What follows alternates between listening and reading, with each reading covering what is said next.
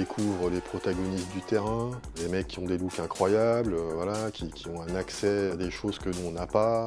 Il y a eux et nous quand même. Donc nous on arrive avec nos pompes qu'on peut acheter dans le commerce et puis des Fatla 16 fluo, ou si c'est pas des Fatla 16 fluo, c'est des trucs qu'on va acheter dans les merceries. Bon, c'est pas la Fatla 16 que tu achètes à New York, quoi. On se fabrique un look, mais on est quand même en décalage par rapport à l'aristocratie du hip-hop qui ont les vrais Kangol, ont les vrais Puma Clyde, tu vois.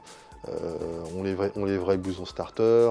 Et New York, c'est pas le New York d'aujourd'hui où tu achètes un billet, où tu vois, c'est les États-Unis à cette époque-là, en 87, 88, 86, c'est quand même un autre monde. Tu es propulsé dans un monde qui a quand même 10, 15, 20 ans d'avance sur ce qu'est la France de l'époque.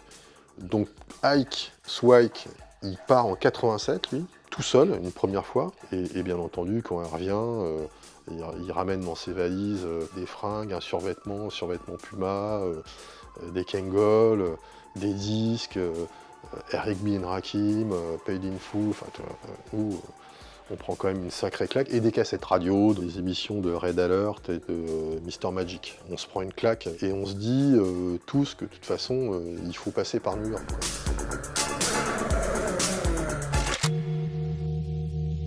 Alors je suis dans le New Jersey, je suis à Jersey City, c'est juste en face de New York, et même si Jersey City c'est proche de New York, c'est pas la même chose. Prendre le métro tous les jours pour aller à New York, on le fait un peu, mais pas tout le temps. Donc je commence à me retrouver dans une réalité de quartier qui est assez terre à terre, mais quand même avec toute la bande son qui va à côté, quoi. C'est-à-dire la radio, Mr. Magic, Red Alert, les mecs du quartier qui sont habillés comme des b-boys, mais en fait c'est même pas comme des b-boys, qui sont habillés voilà, comme tous les mecs de quartier de New York, quoi, et de Jersey City, avec tout ce qui va autour, quoi. Et en fait, ça m'a permis de comprendre ce qu'était le vrai lifestyle de certains mecs qui ont créé cette culture.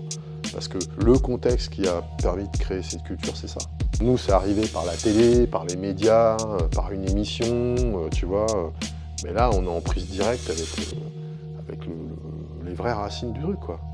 Mais t'es tellement en prise avec le vrai truc que finalement, le fantasme que t'avais, voilà, il tombe d'un coup et tu te dis « Ah ouais, mais c'est ça finalement ».